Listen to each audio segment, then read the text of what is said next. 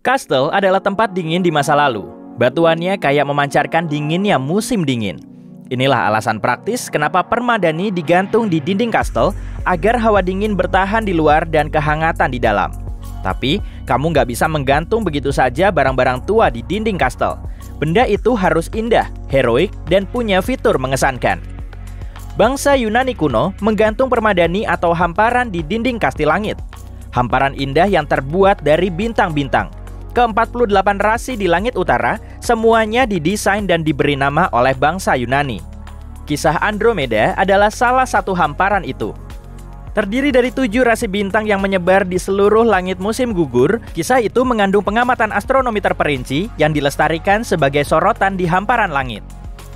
Kisah itu dimulai dari rasi bintang Cassiopeia, ratu kerajaan tertua di Afrika Ethiopia. Ketika rasi Cassiopeia berada di ufuk, kelihatan mirip anak tangga yang naik ke Bima Sakti. Piramida bertingkat di seluruh dunia diperkirakan telah terinspirasi oleh rasi itu. Bagaimanapun, Cassiopeia adalah rasi cantik yang mengindikasikan bahwa Ratu Cassiopeia juga wanita cantik. Dia cantik, tapi sekaligus sombong yang memicu semua tindakan dramatis. Cassiopeia bisa ditemukan di langit malam berseberangan dengan beruang besar dari Polaris. Seperti beruang besar, Cassiopeia mengitari Polaris dan merupakan rasi bintang kutub. Sebuah supernova teramati di rasi Cassiopeia sekitar tahun 1680 waktu bumi. Cassiopeia A yang telah muncul sekitar 11.000 tahun lebih dulu. Satelit Sinar X Chandra baru-baru ini merekam foto luar biasa dari sisa-sisa supernova ini yang muncul dalam unsur belerang, kalsium, silikon, dan besi di tengah intensitas sinar X tinggi dari awan yang meluas. Suami Cassiopeia juga menjadi nama rasi bintang kutub, rasi bintang minor yang redup bernama Cepheus. Dia memiliki kerajaan sendiri, gabungan dari beberapa kerajaan melalui pernikahan, adalah sesuatu yang umum sepanjang sejarah. Cepheus adalah Raja Funisia.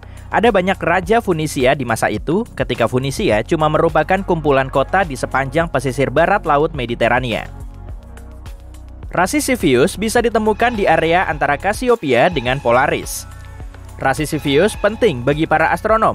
Di rasi inilah Henrietta Swan Leavitt menemukan bintang-bintang variabel yang berdenyut dengan interval teratur. Tingkat denyutan bintang itu mengindikasikan terangnya bintang tersebut dan kemungkinan pengukuran pasti jarak menuju bintang itu. Penemuan variabel Cepheus adalah terobosan besar bagi astronomi awal abad ke-20. Cepheus dan Cassiopeia memiliki putri, Andromeda, yang juga terkenal dengan kecantikannya, yang menjadi penyebab semua keributan. Tampaknya, suatu hari, Cassiopeia membanggakan kecantikannya dan kecantikan putrinya, Andromeda. Kami lebih cantik dari wanita manapun di seluruh dunia. Pengakuan seperti itu bisa dimaafkan bagi seorang ratu, tapi kemudian Cassiopeia melangkah lebih jauh sampai melampaui semua batas alam. Faktanya kami lebih cantik dari Nereid manapun.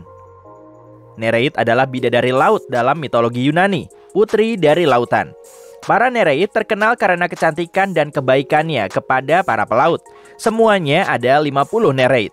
Tersinggung karena diremehkan, dibenci oleh seorang wanita yang fana. Cassiopeia harus dihukum karena melampaui batas ketertiban sipil. Dengan kesombongannya yang berlebihan, Cassiopeia melampaui batas alam, sehingga hukuman enggak wajar dijatuhkan ke seluruh kerajaan Ethiopia.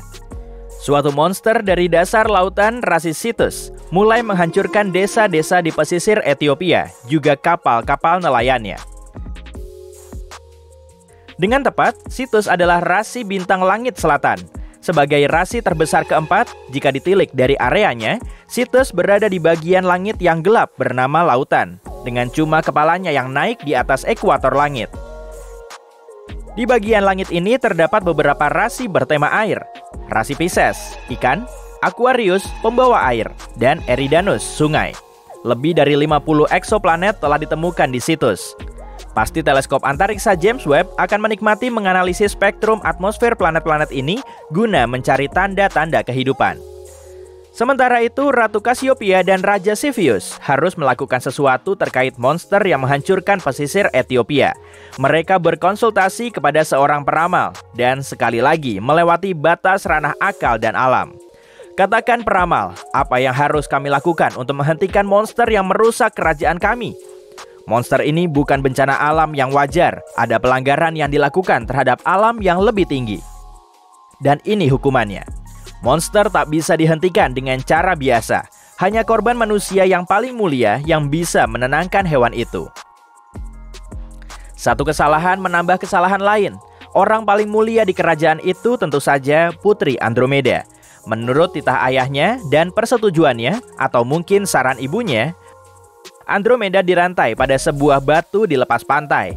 Dialah korban manusia yang diharapkan orang tuanya akan menyelamatkan kerajaan. Wah, taram. Datanglah pahlawan Yunani yang akan menyelamatkan hari, mencegah korban manusia, dan mengubah Situs menjadi batu. Perseus. Dari mana asal Perseus? Menurut legenda, dari Kepulauan Hebrides. Perseus pergi ke Hebrides dalam rangka mengejar Gorgon Medusa. Cakupan geologis dari wilayah ini luar biasa, dari Hebrides sampai Laut Merah. Hebrides adalah kepulauan yang sebagian besar terdiri dari pulau-pulau batu di lepas pantai barat Skotlandia.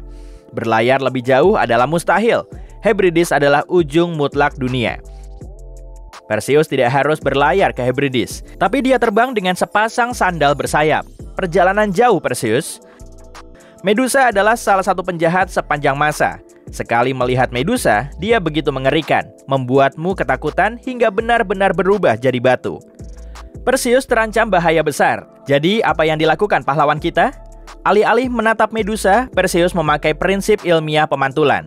Dia membunuh Medusa dengan melihat bayangannya sendiri yang dipantulkan di perisainya yang dipoles. Dalam hamparan langit kita, Perseus digambarkan mengangkat kepala Medusa yang terpenggal. Di langit malam, satu mata di kepala Medusa terbuka dan terpejam dan terbuka lagi. Para astronom Arab menamakan bintang ini Algol. Algol adalah bintang ganda yang sedang mengalami gerhana. Satu bintang bersinar terang dan yang satunya enggak begitu terang. Ketika bintang yang lebih redup mengorbit bintang yang terang, membuatnya mengalami gerhana, maka mata Medusa tertutup. Karena bintang yang redup butuh waktu 2 hari 20 jam 49 menit untuk mengorbit bintang terang, mata di kepala Medusa terbuka tiap sekitar 1,5 hari. Rasi Perseus langsung di bawah rasi Cassiopeia, dan para pengamat langit akan melihat dengan cepat apa bintang Algol sedang gerhana, jika mata Medusa terbuka atau terpejam. Perseus terbang kembali dari Hebrides ditemani oleh Pegasus, kuda bersayap. Bagian pusat dari Pegasus adalah segi 4 besar yang tersusun atas 4 bintang. Karena bumi mengelilingi matahari, segi 4 besar tepat berada di tengah langit malam di musim gugur. Di musim panas, segitiga musim panas Vega, Deneb, dan Altair berada di tengah langit malam. Di musim semi ada Leo, sang singa, dan di musim dingin rasi bintang Orion atau pemburu atau Waluku. Inilah dinding-dinding kastel langit dan semuanya memiliki hamparan permadani luar biasa. Rasi Andromeda berbagi bintang bernama Alpheratz atau Alpha Andromedae dengan rasi Pegasus. Ini adalah salah satu sudut dari segi 4 besar, jadi kelihatan Andromeda kayak mengendarai Pegasus. Mahkotanya, ingat, dia seorang putri, melayang di dekatnya M31, galaksi Andromeda. Untuk melihat M31, lintasi sudut-sudut segi 4 besar dari bintang terendah ke yang teratas. Lalu lanjutkan sedikit untuk melihat galaksi Andromeda. Pastikan mengintipnya dari sudut matamu. Ini disebut averted vision. Sudut-sudut matamu lebih sensitif terhadap cahaya. Jadi kamu akan bisa melihat galaksi spiral besar yang jauhnya 2,5 juta tahun cahaya ini sebagai noda cahaya 1,5 kali lebih luas dari bulan purnama. Perseus nggak sepakat dengan tumbal manusia, maka dia menghentikannya dan menyelamatkan Andromeda dengan mengekspos Cetus ke tatapan Medusa. Dan di sini, kita bertemu dengan variabel gerhana kedua di hamparan langit kita. Mira, bintang pusat dari Cetus adalah monster laut itu.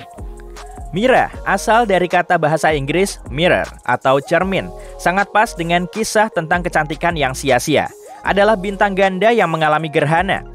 Bintang redup yang mengelilingi bintang terang adalah katai putih yang nggak cukup terang untuk dilihat dengan mata telanjang. Efeknya adalah pusat Cetus tertutup. Mira mengalami gerhana dan lenyap. Siklus ini terulang tiap 332 hari. Hamparan bintang luar biasa kita cuma punya 2 bintang binar gerhana yang bisa dilihat dengan mata telanjang. Galaksi spiral terdekat dan pahlawan yang enggak suka tumbal manusia dan memakai prinsip ilmiah pemantulan untuk menggagalkan monster mitologis. Wah, aku akan memasangnya juga di dinding kastelku.